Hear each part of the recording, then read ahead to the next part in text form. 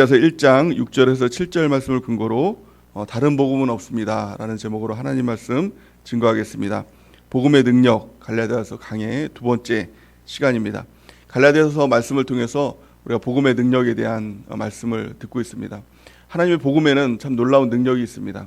그 능력을 성경은 두나미스라고 원어로 보면 그렇게 말씀하고 있는데, 그 말에서 파생된 말이 다이너마이트라는 말입니다. 참 놀라운 능력이죠. 폭발력을 가지고 있는 것이죠. 작은 막대기 몇 개 있는 것 같지만 그걸 통해서 건물도 무너지고 산도 무너지고 막 그런 능력들을 가지고 있지 않습니까? 복음도 마찬가지랍니다.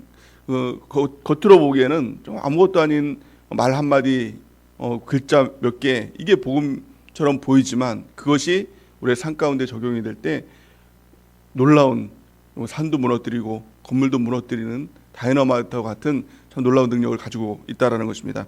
로마서 1장 16절 말씀 우리 같이 한번 읽어보겠습니다. 시작. 내가 복음을 부끄러워하지 아니하노니 이 복음은 모든 믿는 자에게 구원을 주시는 하나님의 능력이 됨이라.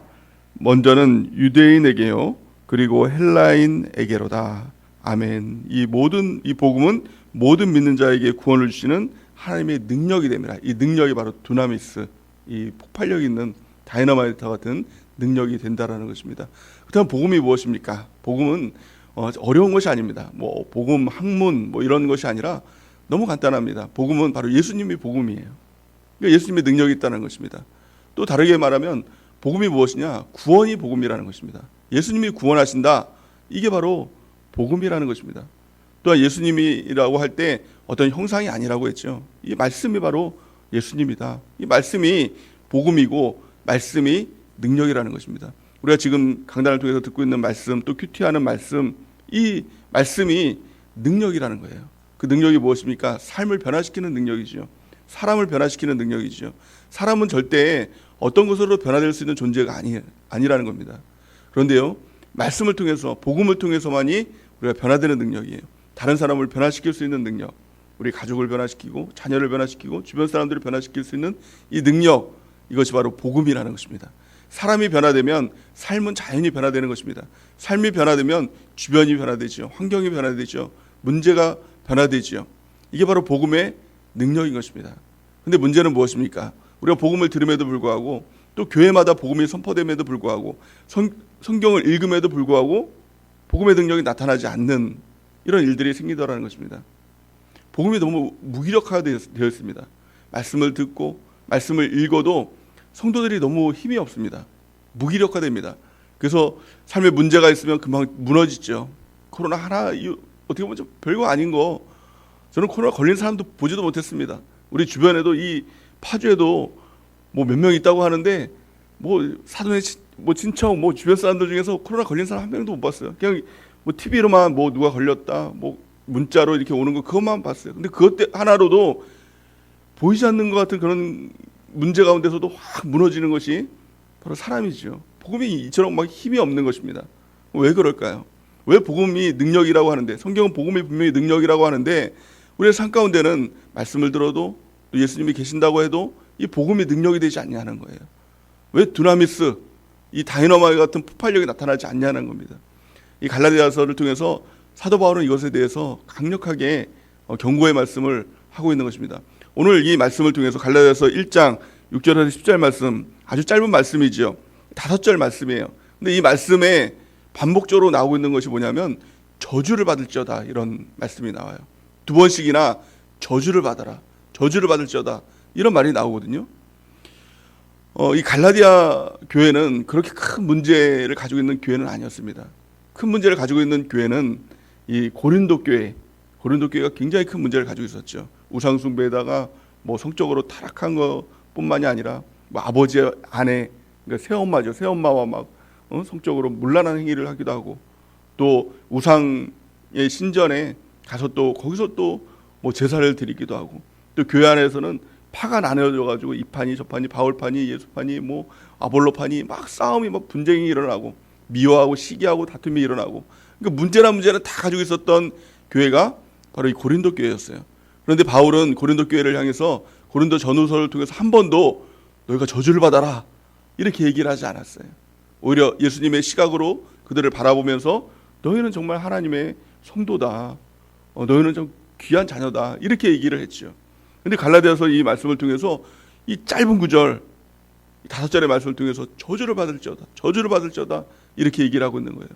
왜 그러면 갈라디아서 이 말씀을 통해서 사도 바울은 이처럼 강력하게 경고를 하고 있느냐? 이게 바로 복음과 연관되어 있다는 것입니다. 왜 그럴까요? 오늘 말씀을 통해서 두 가지 이유를 들 수가 있는데요. 가장 첫 번째는 이 교인들이 복음의 진리를 너무 가볍게 여겼다는 거예요. 이게 정말 저주를 받을 일이라는 것이죠. 갈라디아서 1장 6절 말씀을 보니까 이렇게 말씀하고 있어요. 그리스도의 은혜로 너희를 부르신 이를 이같이 속히 떠나 다른 복음을 따르는 것을 내가 이상히 여기노라. 이렇게 얘기를 말씀하고 있어요. 그들의 태도를 두 가지로 말씀하고 있어요. 가장 첫 번째는 이같이 속히 라고 얘기하고 있습니다. 하나님 말씀을 들어요. 복음을 들어요. 근데 문제는 뭐냐면 이같이 속히 떠난다는 거예요. 그러니까 그걸 보면서 사도 바울이 이상히 여겼다. 충격을 받았다. 이렇게 얘기합니다. 하나님의 복음이 선포되면 그 말씀을 받고 말씀을 듣고 지키고 한 주간을 살아야 되는 게 맞지 않습니까? 어제도 주일날 말씀을 들었죠. 그 말씀을 그냥 듣고 끝나라고 준 게 아니라, 그러니까 듣고 감동받고 위로받고 끝나라고 준 게 아니라 그 말씀을 받고 한 주간을 말씀으로 승리하고 복음으로 능력으로 승리하라 라고 해서 그 말씀을 주신 거 아닙니까? 근데 문제는 뭐예요? 이같이 속히 떠나는 거예요. 말씀을 듣고 금방 잊어버리는 겁니다. 그게 갈라디아서 교회의 이 교인들의 문제뿐만이 아니라 지금 우리들의 문제가 아니라는 것입니다. 하나님 말씀을 들으면 교회 문을 열고 나가는 순간 그걸 잊어버려요. 큐티 말씀을 읽고 큐티를 밴드에도 올리고 나면 그냥 까맣게 잃어버리고 사는 것입니다. 이게 우리들의 문제라는 거예요. 마귀의 전략이 뭐냐? 복음을 듣게 하는 겁니다. 성경도 읽게 하는 겁니다. 읽어라, 들어라, 마음껏 들어라. 내가 다 까먹게 해줄게. 이거 아닙니까? 마귀가 강력하게 주장하는 게 뭐예요? 이 세상에서 쾌락, 또 염려, 근심, 걱정 이런 것들을 통해서 주는 마귀의 도전들은 말씀을 잃어버리게 만드는 겁니다. 말씀을 떠나게 만드는 거예요. 복음을 잃어버리게 만드는 거예요. 복음만 뺏어가면, 복음만 잃어버리면 마귀판이 되는 것입니다. 마귀의 힘이 강력하게 도전하는 것입니다. 그리고 우리의 정말 중요한 것은 복음입니다. 삶이 아니라 복음을 붙드는 것입니다. 하나님의 말씀을 읽고 말씀을 듣고 지켜 행하는 것. 그래서 오늘도 그냥 하루를 보내는 것이 아니라 주일날 주신 말씀 있잖아요. 유튜브를 통해서 말씀을 다시 듣고 그 말씀을 마음에 담는 것입니다. 큐티를 하고도 그냥 핸드폰 밴드 이렇게 잊어버리고 살는 게 아니라 또 읽고 또 보고 그러면 남습니다. 기억이 됩니다. 그래서 말씀으로 우리가 복음으로 승리하는 은혜가 있길 바랍니다. 왜 속히 잊어버렸죠? 너무 가볍게 생각했기 때문에. 그 말씀을 가볍게 생각하는 것이 아니라 중요하게 생각하는 은혜가 있길 바랍니다. 두 번째 태도가 무엇입니까? 그리스도의 은혜로 너희를 부르신 이를 잊어버렸다. 이렇게 얘기를 합니다. 그리스도의 은혜로 너희를 부르신 이 누구입니까? 하나님이에요. 하나님이 우리를 부르실 때 그냥 부르신 것이 아닙니다. 우리가 부르심이 있기 때문에 지금 교회에 있는 것이죠. 부르심이 있기 때문에 우리가 예배를 나오는 것입니다. 사람들은 내가 세종한교회 알아서 찾아서 건물 보고 또 이제 전도받아서 나왔지라고 생각하지만 그게 아니라 하나님께서 우리를 부르신 거예요. 영적으로 보면 너 교회 나와, 나를 믿어 라고 부르신 것이라는 것입니다.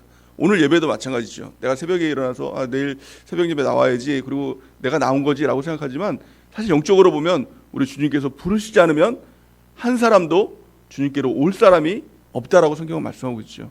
주님의 부르심이 있기 때문에 이 자리에 우리가 있는 줄 믿습니다. 근데 그 부르심의 은혜가 뭐냐는 거예요.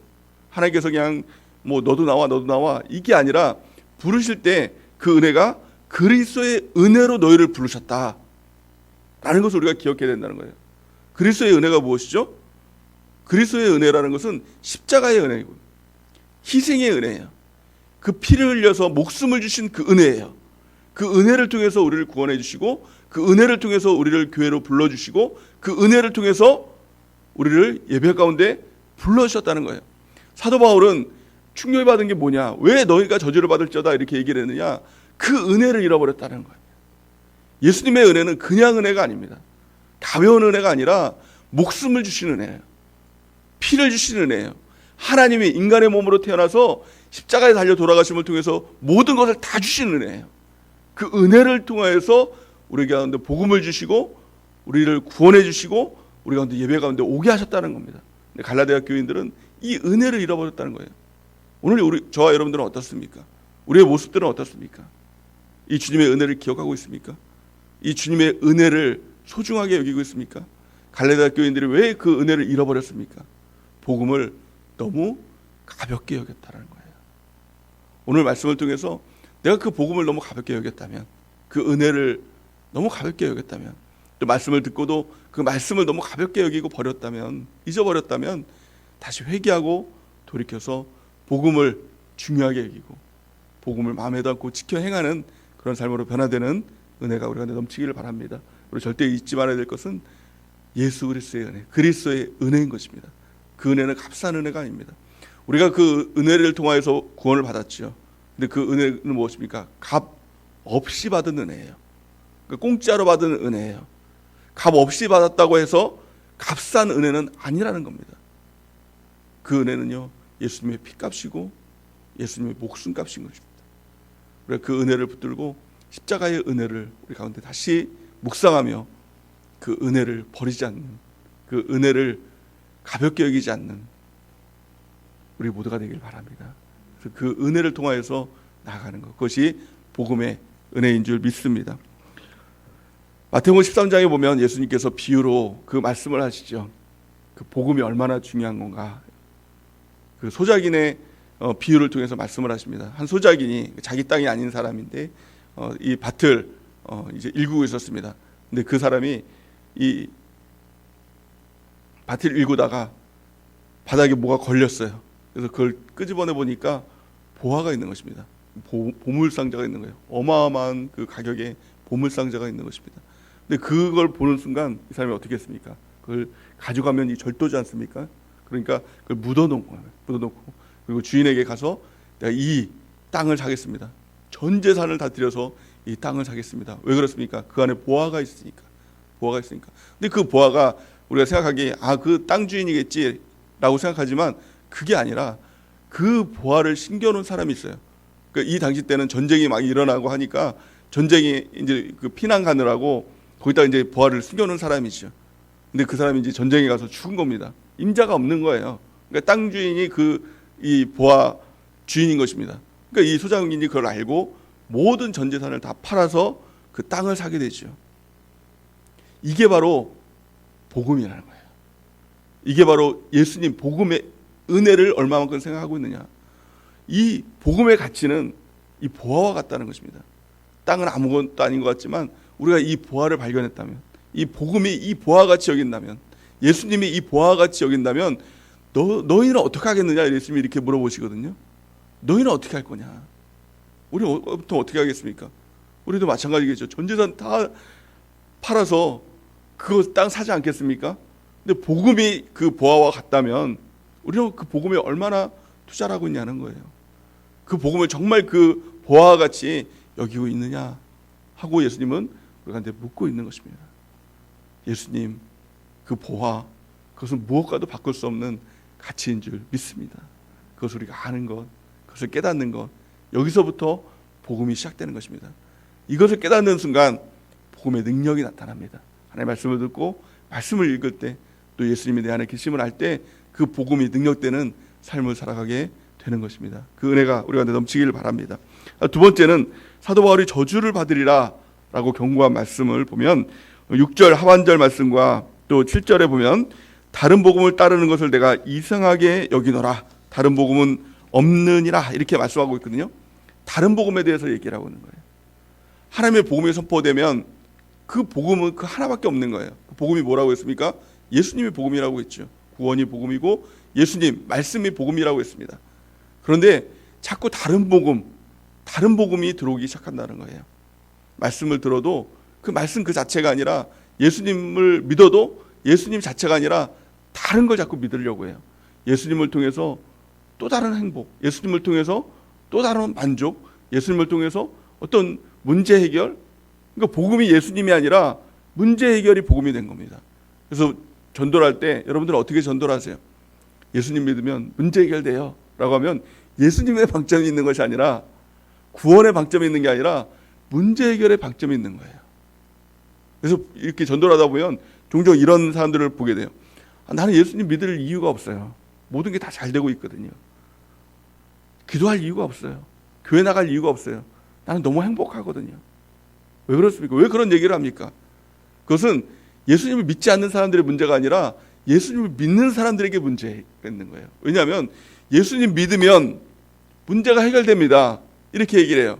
예수님 안 믿는 사람 입장에서는 뭐예요? 나는 문제가 없는데 왜 예수님을 믿어요? 이렇게 나오는 겁니다. 복음이 뭐예요? 문제 해결이에요. 이게 바로 다른 복음이에요. 여러분들은 어떻습니까? 예수님을 통해서 또 다른 행복, 예수님을 통해서 또 다른 문제 해결, 이것들을 원하고 있다면 이건 다른 복음입니다.